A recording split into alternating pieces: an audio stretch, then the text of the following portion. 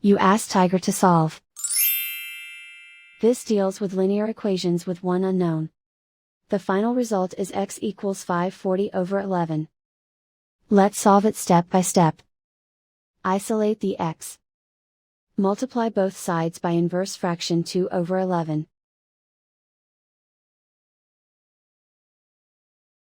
Group like terms.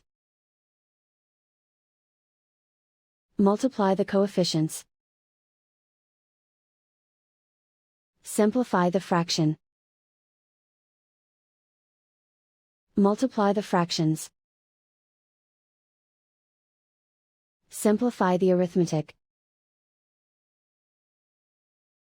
And so the final result is x equals 540 over 11.